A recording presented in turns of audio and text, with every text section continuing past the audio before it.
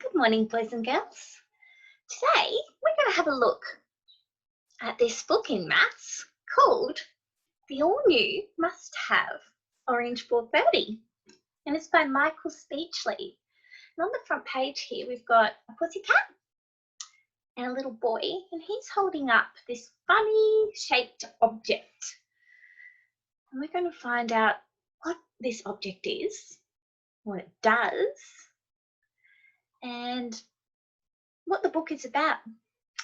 And through the book, I want you to have a look at any money that you can see, any dollar signs you can see. You know what the dollar sign looks like, that funny S with the line through it. And I want you to think about what they're implying about money and what we use our money for. So it may not be all the time, it might not always show you on the page the money, but there is a very big theme about money throughout the whole book, and I want you to think about what that theme might be. As well as we're going to have a look at all the other things that to do with maths in this book. There's quite a lot. The all-new must-have Orange 430 by Michael Speechley is our author and illustration person too. And there's a little boy down here, and he's reading a catalogue. Do you guys read catalogues or brochures at all? Yes!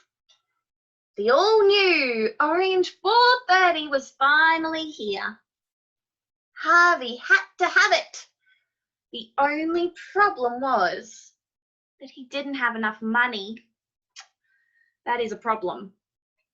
Have you ever wanted something so much that you haven't had enough money, or mum and dad have said no, you have to save up for it? And in this catalogue, I think this is the catalogue he was reading, it has how much money this awesome must-have Orange 430 is. Can you see how much it is? $5.35.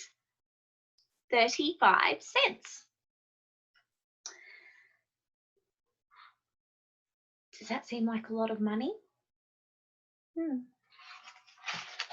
Okay, so Harvey searched his house. He checked every pocket in every piece of clothing he owned. He found a few interesting things before he finally struck it rich with his good old secret spot. So these are all the things he found in all the funny places. I bet you guys find lots of things in funny places when you're not looking for them. But his secret spot seems to be between the couch cushions. I find funny things between my couch cushions. Unfortunately, they're never money. But he's found some coinage. That's a good word, coinage. And that has to do with money. It refers to the coins in our Australian money. So here we've got lots of coins, and I think they add up to $4.35 right here. Plus $1, which is the dollar that Grandma slipped into last year's birthday card. Have you ever gotten money from Mum or Dad or Grandma, Grandpa in birthday cards or for Christmas? That's a lovely present sometimes, because then you can save up and buy exactly what you want. And that's what Harvey's going to do. Because together, we're going to do an addition sum here. It equals $5.35. And that is how much the Orange 430 actually was. With the cash in his pocket, Harvey raced to the big shop, which had a small shop tucked away at the bottom of a very long staircase. Here we go. It says Big Shop, UOI, purple, 872, out today. It also says April Fool's Sale. What's that about? And here's the small shop down here. So this is the big shop. Here's a little small shop down here. The lady at the counter was ever so friendly. The shelves were packed with the very best products, and smack bang in the middle of them was the latest and greatest. The Orange 430. And that's what Harvey's going to have. Look at his big shiny box. And on the tag up here it says $5.35 exactly. And then on all these other beautiful items, they have tags on them as well. And the tags have all sorts of different amounts on them. So we're going to investigate that a bit later. And now it was finally all his. He paid up, then ran home. Harvey ripped open the box. He took off the packing, popped off the bubble wrap, tore off the tissue paper, picked off the plastic, and there it was. He looked it up. He looked it down. He looked it around and around and around. It had everything. A thingy that did nothing. A what's it that did squat. A doobalaki that was wacky. And a something that was silly. Do you think it does anything? It's got some really cool shapes here though. Can you see all the different shapes that come together to make this Orange 430?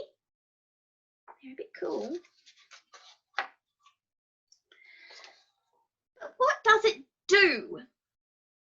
He wore it as a hat. Dumb. He threw it for his neighbour's dog. Fetch. He floated it. It sank. He kicked it. Ouch. He propped up a wobbly cupboard. Nope. He tried to get Lulu to chase it. Meow. I don't think Lulu's interested in chasing it. I think the Orange 430 is completely useless. Have you ever saved up a lot of money and gone and got it and paid for it, and then you find out you can't really do much with it, or you play with it for a little while and then it gets boring? Harvey decided to return it, but he couldn't find his receipt anywhere. He's looking in the couch, oh, I can see a receipt in there. What's a receipt? That's a good word, a receipt. So taking a bit of chance, he boxed up the Orange 430 and ran it straight back to the small shop. Welcome back. How can I be of assistance? I bought this yesterday and I think it's totally useless, said Harvey. Well, you did purchase a useless object. Look down here. There's lots of different writing of different languages, and in the middle here it says useless object in really tiny writing. Oh no. But should you pay money for a useless object? Oh, not my problem, said the shopkeeper. No receipt, no return. Try taking it back to the manufacturer. And she's pointing to this building here, and it says UOI, 1 kilometre, Useless Object International. I think they are the ones that made the Orange 430. So Harvey rushed off to the offices of Useless Object International, where he joined a very long and very unhappy queue. Look at all these people. Chance of your money back. They've got the number 0. They've got it spelt 0, and they've got up here zilch. Zilch is just another word for 0. I'd turn back if I were you. Go away. A sign for no reason. And all these people, apart from looking very, very sad, they have boxes of all different shapes and sizes with numbers on them. So Harvey has 430, but all these people have different numbers on them. So they have, in the past, purchased other items with different numbers, all thinking they're the latest and the greatest. Here we go. Here's a big manufacturer and all the queue people here. And this is the returns pile. Look, there's quite a big pile there. Can you see? Things are not looking good at all. You see all the fancy lights and pretty colours out the front. And then out the back, it's dark and dingy. And this is where they're making these objects. It tells you a lot, doesn't it? Could you do anything with your objects? Said Harvey. I think I won a world record for losing a staring fight. I balanced mine on the tip of my knee for a grand total of 17 minutes and 59 seconds. Quite a long time. I stood perfectly still with it on top of my head for at least half an hour. Everyone laughed at how silly they'd been. I reckon we could have a heap more fun with these boxes than we ever would with our useless objects. Have you ever had a lot more fun with the boxes things came in? I certainly have. And boxes come in all sorts of sizes. Let the games begin. So they've done all sorts of things with boxes and they're having great fun. Poppy was an absolute legend at hopscotch. What have they done to the box here? Can you see? They've undone the box and made it into a flat hopscotch mat. And that is called a net of a box. We're going to explore those. Mary was a star of musical boxes. There they are, they're using them instead of chairs. Billy easily won the box boat race. Simon was fast and accurate at Marco Polo. Akira's tower was good, but Gustav's was gold. Look at how big he built with his tower of boxes. While everyone was having so much fun, Harvey had another brilliant idea. What's his idea? He's thinking about a bike. And these guys are all thinking about other useful objects that they could have fun with. From now on, he was going to save his money for useful stuff. He really could have used a bike today. Yeah, everyone's thinking of all the things that they could have saved their money for and bought. But Mr. Ripoff, president of UOI, didn't like this idea. Who would buy all his useless objects now? Go away! Unless, of course, you would like a really good buy. He's being a really fake nice person. So they all left. But first they gave Grumpy Mr. Ripoff a really good buy. And they've built the buy out of boxes. And Harvey thought about a couple more things he'd like to save.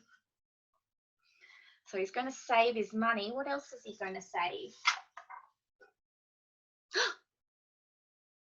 One was very, very, very big. And the other was really quite small. So this is the really big thing. He's going to save the earth. How is he going to do that? And he's also going to save the cardboard box. Why is he going to do that? Why does he think that by saving his money and saving up for useful items and not spending them on just the latest and greatest, will he save the earth and save cardboard? Let's see. Ah! And later that night, while angry Mr. Ripoff paced through his huge overflowing warehouse, look at this overflowing warehouse with all these boxes, lots and lots of boxes. Oh dear. Lulu snuggled happily into her all-new must-have favourite spot.